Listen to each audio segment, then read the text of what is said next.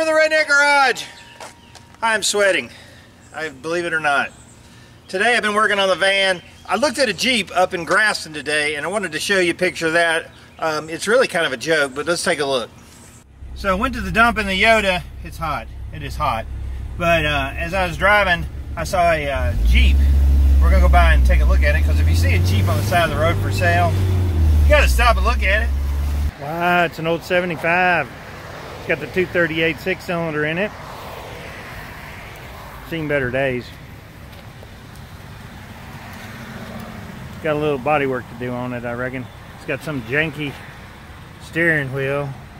This has been sitting for a while. You can see in the seats there's a bunch of crap.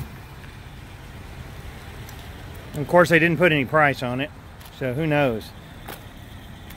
These had tailgates on this one evidently, but it doesn't fit.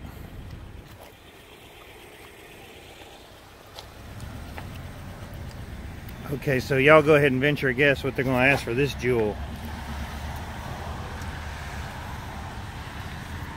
It is rough, man. This is a rough. They've replaced the floorboards with sheet metal.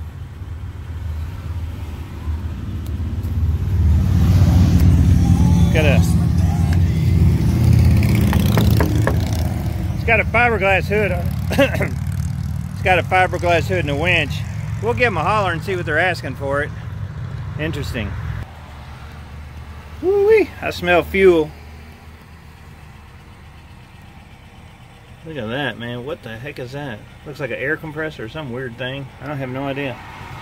Pretty clean old Jeep, I reckon. There wasn't much to these. There's no air conditioning, that's for sure. No emissions controls. It's just a straight up old Jeep. I can tell you that the windshield wipers do not work because there's no motor. You can see. That's always a good sign when you see starting fluid under the seat. So I texted the owner while I'm standing here. He's asking $3,500 for this. And I don't know where he's buying his crack, but for $3,500 it better be in a lot better shape than this. It may be a 74 and it may be worth something if it was restored, but this is a pile of junk. So I'm gonna go head back to the Redneck Garage after looking at the $3,500 Jeep. That is one rough project. I mean, if he's asking $1,000, I'd probably buy it, maybe even $1,500.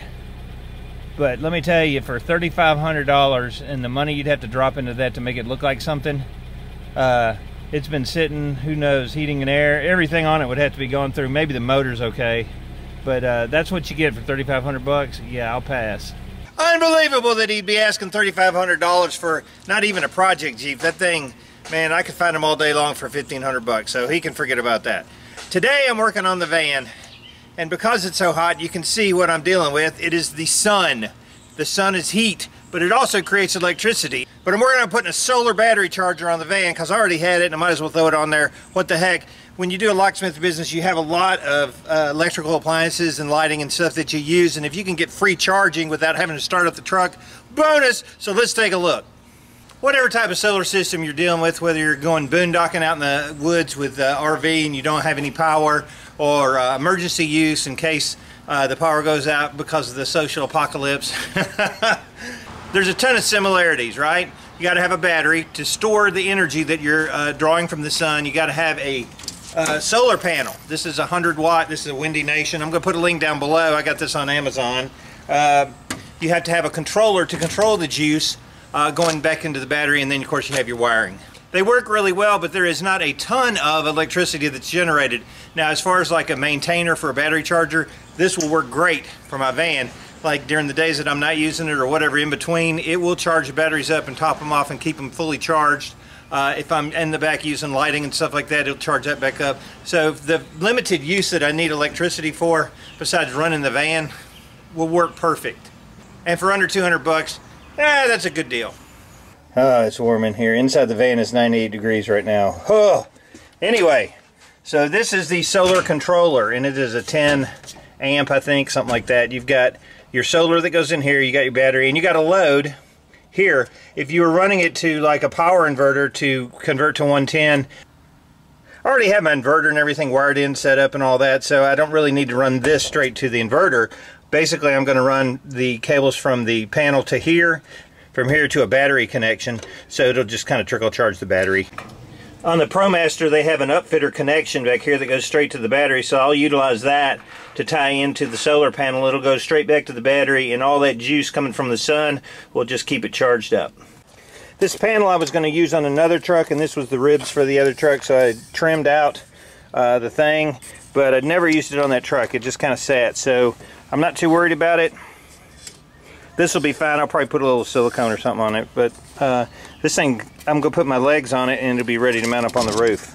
Now, if you're doing any kind of work on sheet metal or something like that and you're needing to fasten something to it, you can run a bolt through it and put a washer on the other side, or you can use a nut zert or a blind rivet like this one, and you can use a puller like this, and basically you put it on the end of it, you pull down, and it mushrooms up the nut zert against the sheet metal, and these work great for being able to bolt stuff into sheet metal.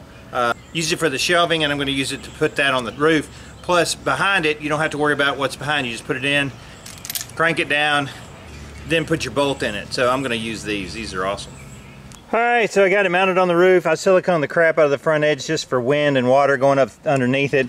I left the sides open so it would get, you know, air to come through, but man, it is hot. So hopefully she's charging now. We'll know here in a few minutes. So here's my controller. Here's your power coming in. There's the battery light. Means that it's charging and it's okay. Once it gets full, I don't know, I think it's like 12.8. This will flash, but it may be tomorrow before that happens. It'll go yellow and red when the battery's getting low, but this battery should never get out of the green, pretty much. I ran my wires in here, came across, ran in this section. There's going to be there's a headliner material that covers all this anyway, so this is just going to be covered. And then my main wire goes down here and goes down into the power connector down beneath. So I'm super happy with it. Like I said, I already had it, so we'll see how this thing works. But it's never bad to have more power than less. I thought I would just go ahead and add this little part in. I did upgrade the solar charger to one with an LED on it. Can you see that? And it shows the actual battery voltage, which is really cool because I can look over and you can actually see here it'll have like a solar panel and start charging when it's charging in.